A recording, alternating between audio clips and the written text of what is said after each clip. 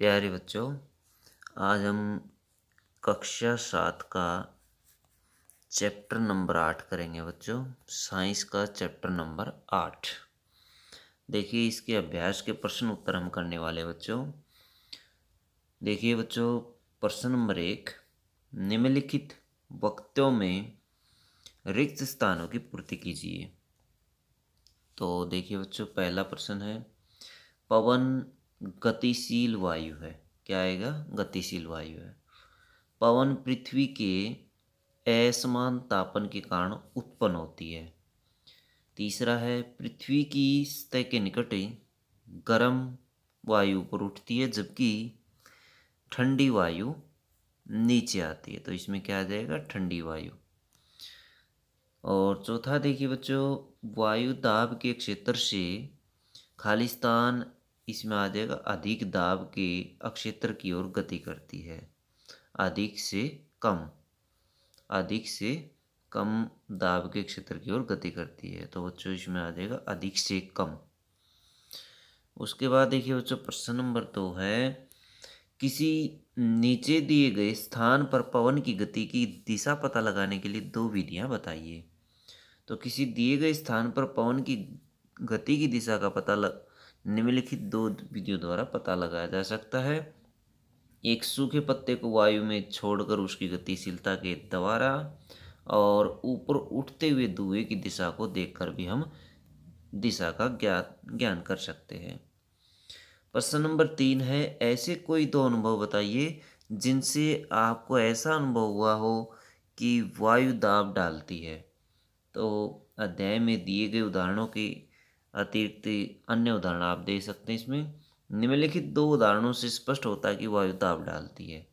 गुब्बारे में वायु भरने पर गुब्बारे का फूलना, गतिशील वायु के कारण दरवाजे व खिड़कियों के पर्दों का हिलना, ये सब वायु दाब के कारण होता है बच्चों। प्रश्न नंबर 4 है, आप एक भवन खरीदना चाहते हैं। क्या आप ऐसा भवन खरीदना चाहेंगे जिसमें खिड़कियां हों लेकिन रोशनदान न हो? अपने उत्तर का कारण समझाइए। नहीं, हम ऐसा घर नहीं खरीदना चाहेंगे जिसमें खिड़कियां हों लेकिन रोशनदान न हो, क्योंकि रोशनदानों की सहायता से कमरे की गर्म वायु बाहर निकलती है, तभी ठंडी वायु खिड़कियों की सहायता से अंदर प्रवेश करती है। इसके अतिरिक्त रोशनदान उचित गतिशील वायु से घर को सुरक्षा प्रदान करते हैं बच्चों, इसलिए हम बगैर रोशनदान वाले घर नहीं खरीदेंगे। घरों में रोशनदान का अथवा वेंटिलेटर का होना बहुत ही जरूरी है। प्रश्न नंबर 5, समझाइए कि कपड़े के बैनरों और धातु की चादरों से बने विज्ञापन पटों में छिद्र क्यों किए जाते हैं? बड़े बड़े होल कर दिए जाते हैं बच्चों, साइड में कर दिए जाते हैं और बीच में भी एक आध कर दिया जाता है। क्यों किया जाता है? कपड़े के बैनरों और धातु की चादर से बने विज्ञापन पटों में छिद्र वायु के गुजर जाने के लिए किए जाते हैं। वायु के कारण किए जाते हैं क्योंकि वायु दबाव डालती है। यदि बड़े बड़े होल न करें तो उन होलों में से वायु नहीं गुजरेगी और उन विज्ञापनों के ऊपर वायु दबाव डालेगी, जिसके कारण विज्ञापन फट जाएंगे या उड़ जाएंगे।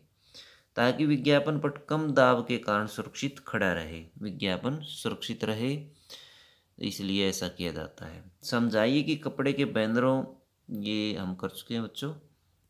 प्रश्न नंबर 6 देखिए, यदि आपके गांव अथवा शहर में चक्रवात आ जाए तो आप अपने पड़ोसियों की सहायता कैसे करेंगे?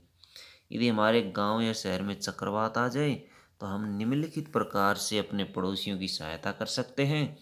प्रत्येक को आने वाले उस खतरे से आगाह करके जो कि मौसम विभाग द्वारा प्रसारित हो, सुरक्षित स्थानों पर पहुंचाकर, पीने के लिए उचित पानी की व्यवस्था करके, खाने के लिए उचित भोजन की व्यवस्था करके, प्राथमिक उपचार की सुविधा प्रदान करके हम ऐसा कर सकते हैं।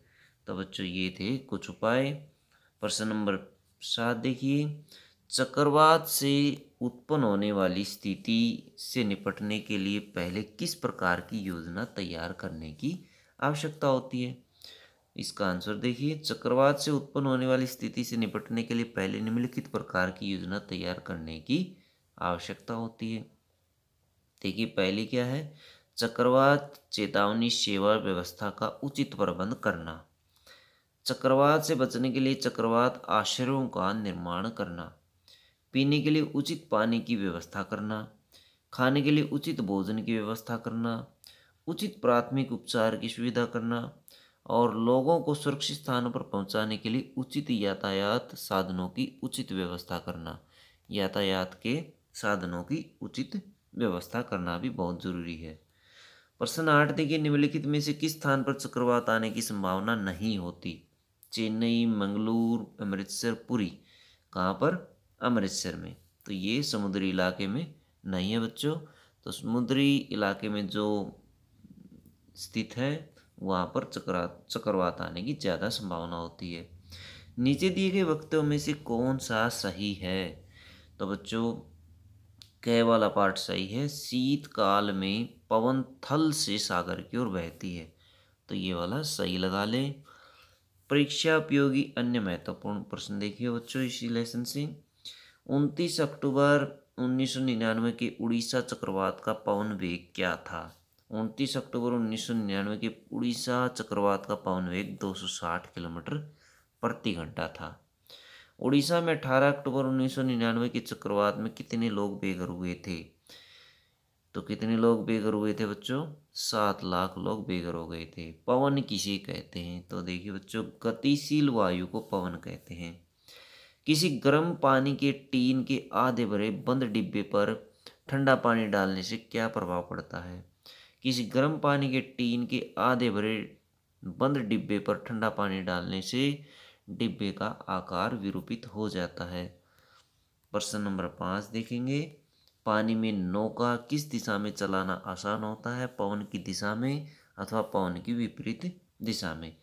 पानी में नौका पवन की दिशा में चलाना आसान होता है। प्रश्न नंबर 7 देखिए, साइकिल के टायर की ट्यूब के भीतर हवा क्या करती है?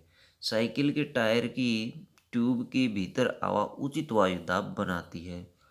पवन का वेग बढ़ने पर वायु दाब पर क्या प्रभाव पड़ता है? पवन का वेग बढ़ने पर वायु दाब घट जाता है बच्चों। प्रश्न नंबर 9, क्या आप फेंक मारकर कागज की पट्टी को उड़ा सकते हैं? फूंक मार करके बच्चों, फेंक नहीं, फूंक मार करके कागज की पट्टी को उड़ा सकते हैं? बिल्कुल उड़ा सकते हैं। हाँ, हम फूंक मार करके पट्टी को उड़ा सकते हैं। प्रश्न नंबर 10 है, भवनों की कमजोर छत से तीव्र वेग की पवन गुजरने से क्या होता है?